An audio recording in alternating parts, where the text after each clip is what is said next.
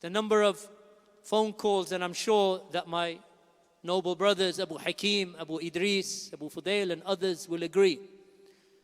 A lot of the time you get phone calls from brothers and sisters who have problems in their homes, problems with their children, problems with their daughters, with their sons. I can't, my daughter won't listen to me. My son has a device, he won't let go of it. He won't even tell me what he's looking at. He locks the device and he's behaving strangely. And he doesn't want to, for Fajr I wake him, he doesn't want to pray. How long has this been going on? Well, for about 2-3 years. When was the last time that you took him to a dars? Well, I take him to a conference once a year. That's the answer I sometimes hear. In fact, that is the answer I hear more often than we should. That you block your children from the durus in the masjid, as Salafi.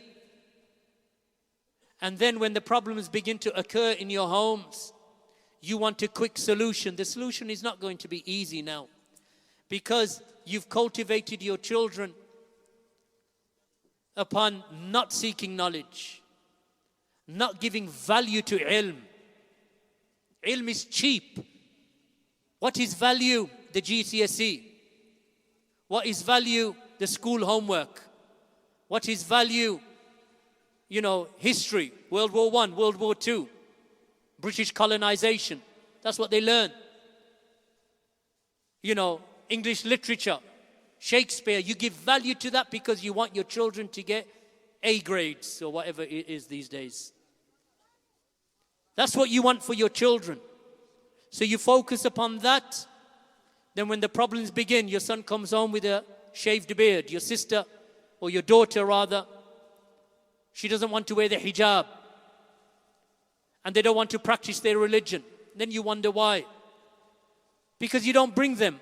They don't feel a part of ilm and knowledge. They don't come to these gatherings of knowledge where their hearts can be lifted. Allah subhanahu wa ta'ala, just by attending, may guide their hearts and strengthen them. Allah subhanahu wa ta'ala has the qudra to do that. But if you don't take the means, if you don't take those steps, then you've got no one to blame but yourselves. Yes, a few hundred people will come to a dars these days in this masjid. Every dars, a few hundred people will turn up. Friday, maybe up to 600, 700, 800 people. It's possible. But that's nothing compared to the number of Muslims that are out there. If you have in your mind, or if you have inculcated into the minds of your sons and your daughters that secular knowledge and secular education is more important than the deen of Allah, then don't be surprised when the chickens come home to roost. Don't be surprised.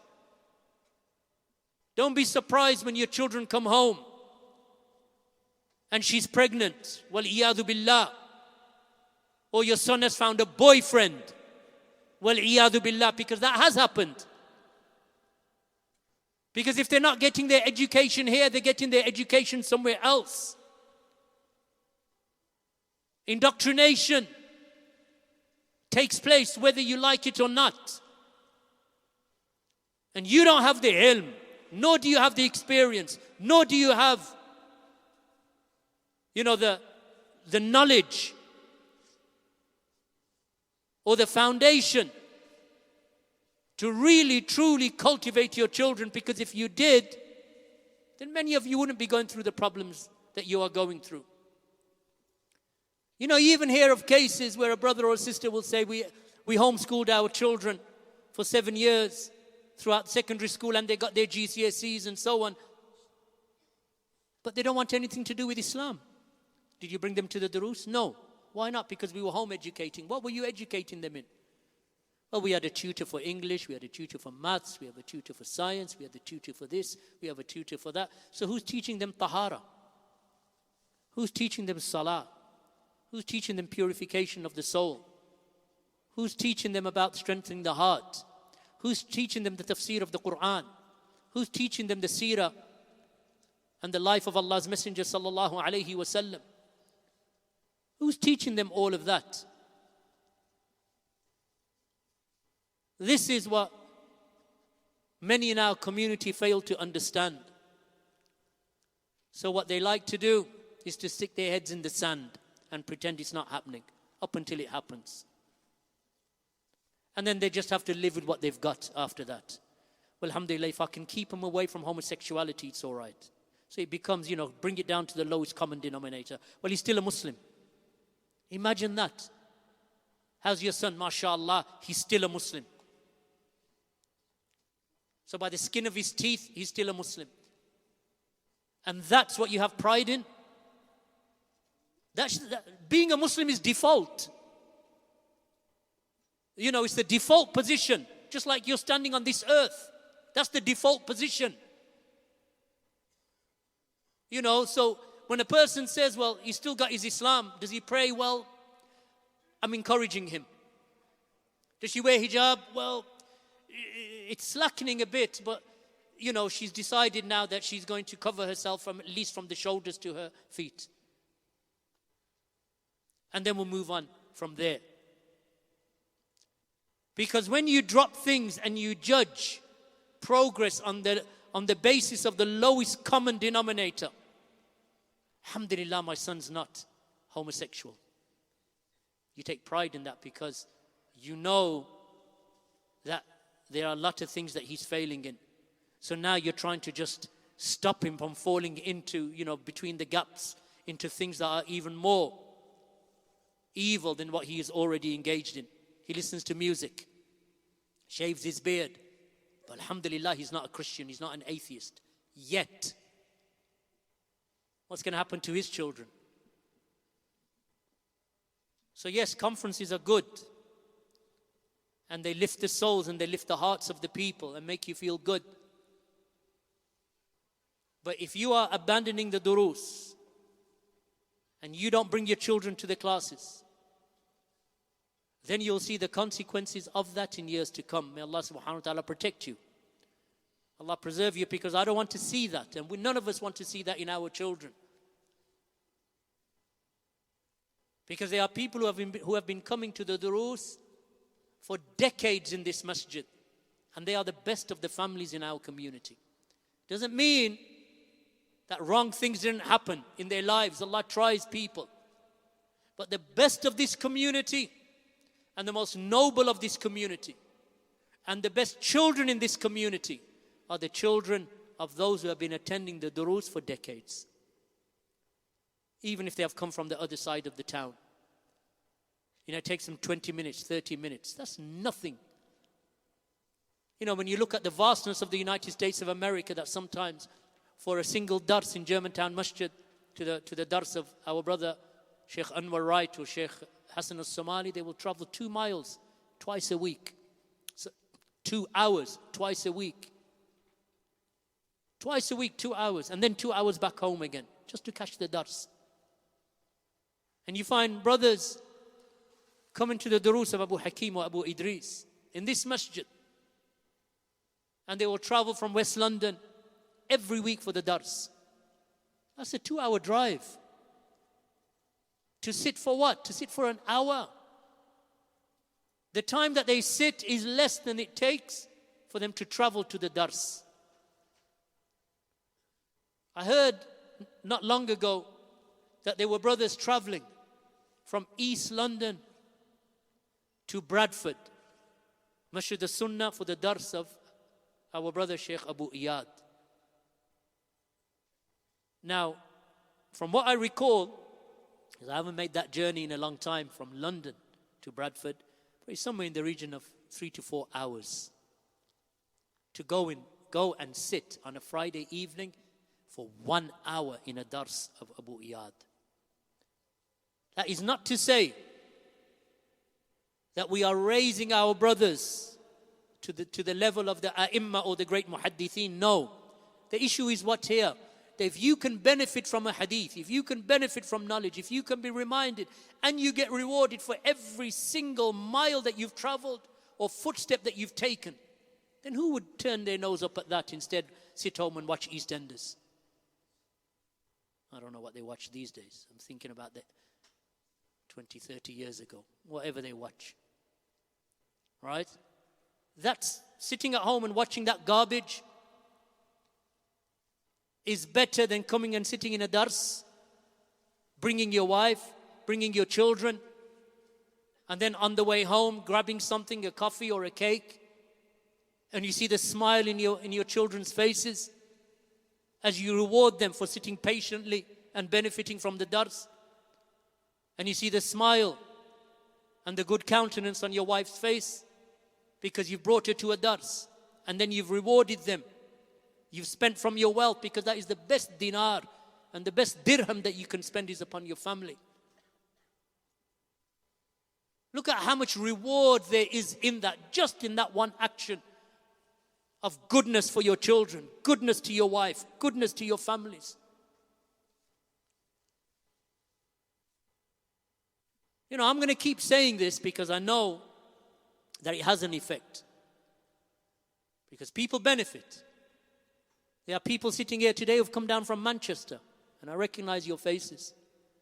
For what? Is it because they're related to me? There's no blood relation. Is it because they're from the same country that I was born in? Not even that. They're not from Pakistan. Why have they come then? They have come for the sake of Allah subhanahu wa ta'ala, to be reminded and to benefit and to meet their brothers for the sake of Allah, for which Allah subhanahu wa ta'ala will answer their dua, inshaAllah. So if they can travel from Manchester for 2 hours, from Cheetham Hill to here, maybe 2.5 hours, for a half-hour khutbah, yet we can't travel 10 minutes from our houses to a dars on a Monday and a Tuesday and a Wednesday and a Thursday and a Friday. You're given all these opportunities. So you say, I can't do Mondays. Can't come to the dars. Come Tuesday then. Can't do Tuesdays, I work Mondays and Tuesdays. Well, come Wednesday then. Wednesday I'm going to go and see my mum. Come Thursday then. Thursday I'm doing homework with the kids. Come Friday then. Friday I've got to watch the movies. What do you want me to do for you, Akhi? What is it that you want me to do for you? If you're blind and wandering in heedlessness, then what can I do for you? Reflect and ponder over your lives, because I've seen how my own children have grown up, and I've seen my life before my eyes. 30 years in the da'wah, gone like that. Ask Abu Hakim. Ask Abu Hakim and the likes of Abu Iyad. 1992 or 91, when we first met each other, seems like yesterday. Wallahi. Sitting in the house of Sheikh Rabi with Abu Hakim and with 1 or 2 other brothers back in 96 or 97, seems like yesterday. So you say, oh, remember that time? When was that, Ustad? That was in 95. 95, I was born in 2002. But to us, it's gone so fast that looking back at it now, and you think, these children that we raised with our own hands, that they have children. We are great-grandparents now. Abu Hakim, myself, Abu Idris, grandparents. Because that's what happens. And before you know it, the opportunities that you had, you lost them because you didn't listen. Good, your son has got A-levels and a degree. What does he do with it? He works in a finance house. MashaAllah. He memorized half the Quran and you put him in a riba-based finance house or in a bank. He's clean-shaven, musbil, tight trousers. Prays once a day, but at least he prays all 3 prayers that once a day. So when he comes home, he prays Fajr before he leaves. Then he prays Dhuhr, Asr and Maghrib at Maghrib time. But he has to go to bed early, so he might as well just pray Isha as well. I've heard stories like this. And you think to yourself, you're proud of that? Or at least he prays that. Even if he doesn't pray on time, at least he prays. That's the argument. How do you know Allah is going to accept that prayer outside of its time? Because from the conditions of the praise, it must be prayed within its time. But you find people with that type of mentality, who have been coming to the conferences year in and year out, and their children are like that. But they're proud. They even have pictures on their social media. Here's me and my son. Son is clean shaven. Used to come to the masjid. Tight suit on, tie on. I'm proud of my son. He's got a managerial role in some company. To me, that's humiliation, ya akhi. That is humiliation. Your son is dressed in a manner that is hated by Allah, displeasing to Allah, opposition to the Sunnah, and you're just proud that you're leaning against his Mercedes with you and your son because he took a ribba loan and went to university, or your daughter even.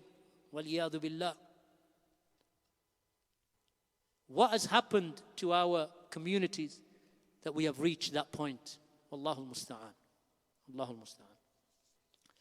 Finish upon that, inshaAllah.